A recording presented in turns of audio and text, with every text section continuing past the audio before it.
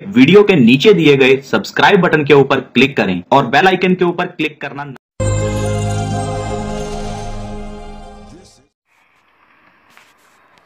आदरणीय उपराष्ट्रपति जी, लोकसभा के अध्यक्षा जी,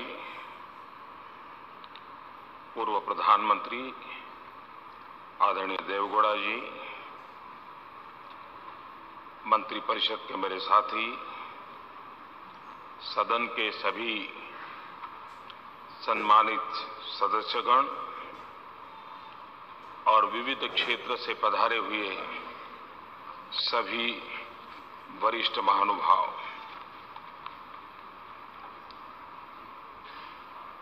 राष्ट्र के निर्माण में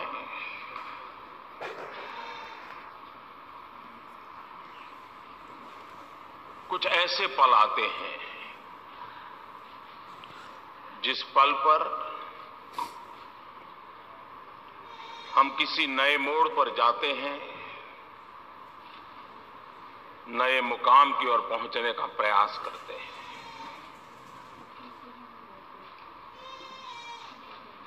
आज इस मध्यरात्रि के समय हम सब मिलकर के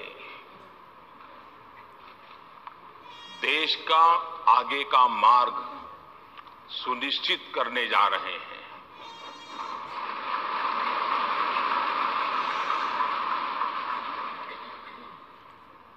कुछ देर बाद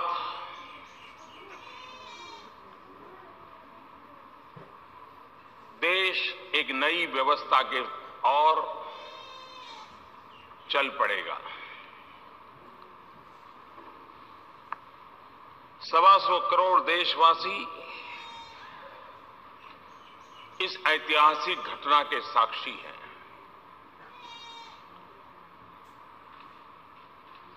जीएसटी की ये प्रक्रिया ये सिर्फ अर्थव्यवस्था के दायरे तक सीमित है, ऐसा मैं नहीं मानता। पिछले कई वर्षों से अलग अलग महानुभावों के मार्गदर्शन में, नेतृत्व में, अलग अलग टीमों के द्वारा जो प्रक्रियाएं चली हैं, वो एक प्रकार से भारत के लोकतंत्र की, भारत के संघीय ढांचे की, कोऑपरेटिव फेडरलिज्म के हमारे कंसेप्ट की एक बहुत बड़ी मिसाल के रूप में आज ये अवसर हमारा आया है।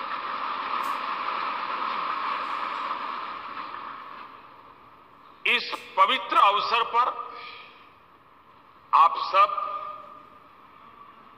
अपना बहुमूल्य समय निकाल करके आए हैं। मैं हृदय से आपका स्वागत करता हूं, आपका आभार व्यक्त करता हूं।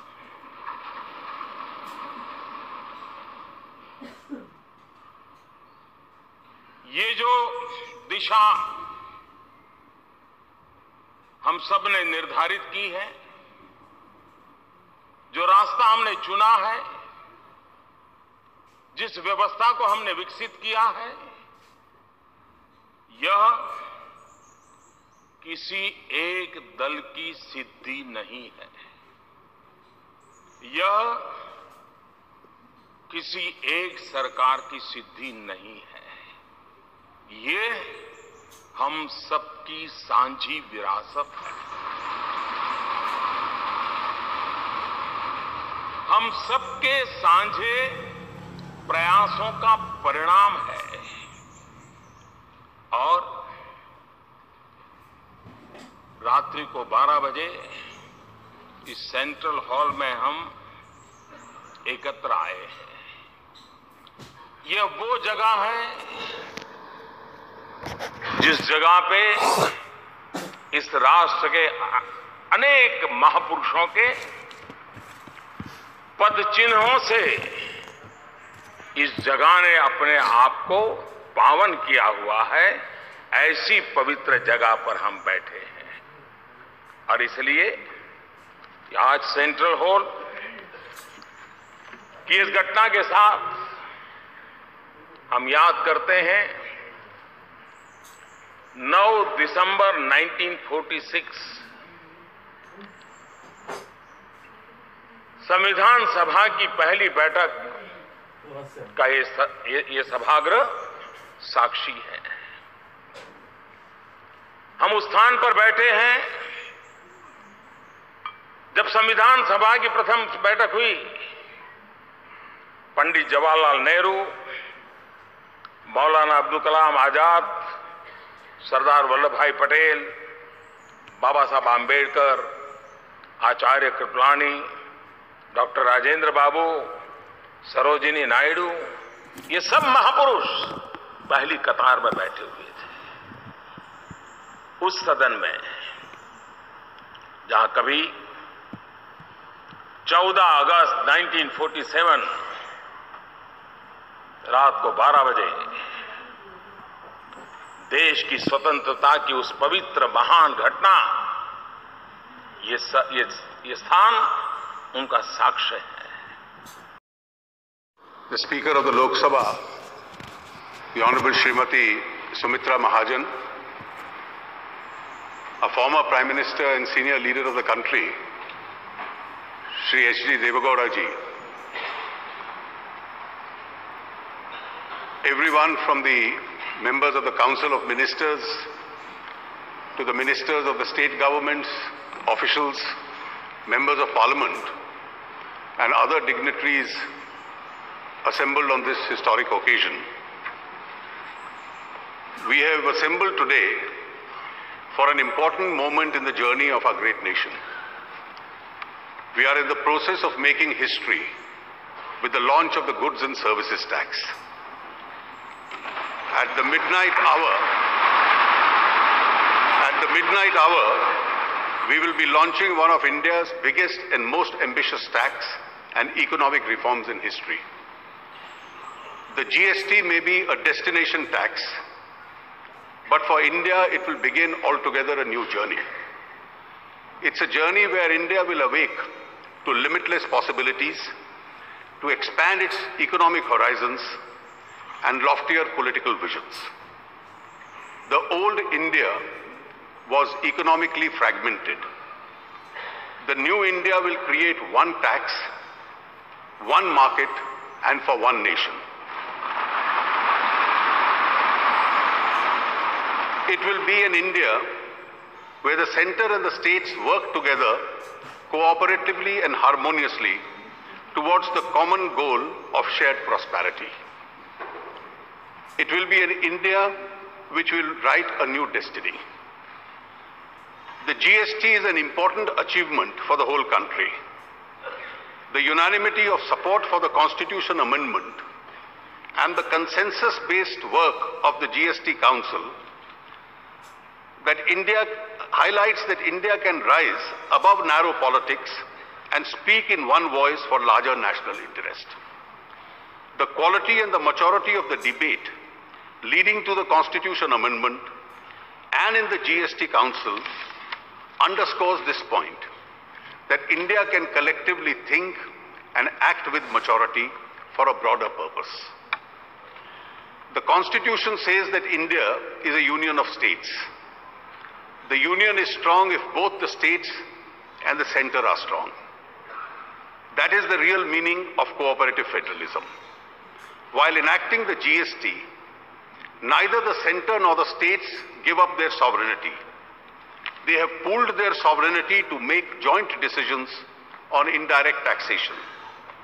In a large and complex federal system of multi-party democracy, with the center, 29 states, 2 union territories with legislatures, and a wide divergent interest, we have implemented a constitution amendment and brought in a large tax reform, displaying a high point of Indian politics.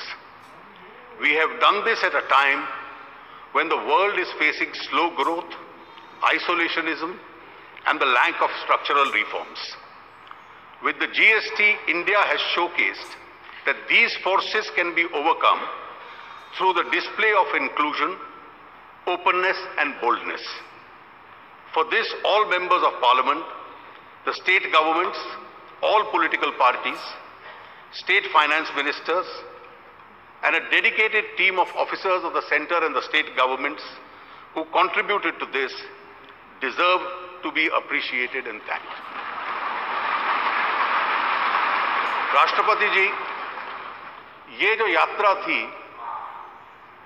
आप इसके सबसे प्रमुख गवाह हैं कि लगभग 15 वर्ष से पहले आरंभ हुई थी।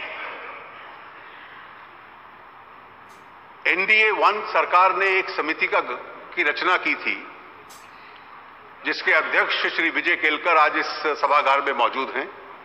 उन्होंने सन 2003 में एक ऐतिहासिक रिपोर्ट दी थी कि इस देश के अंदर एक वैल्यू बेस्ड टैक्सेशन जीएसटी के नाम से आरंभ किया जाए।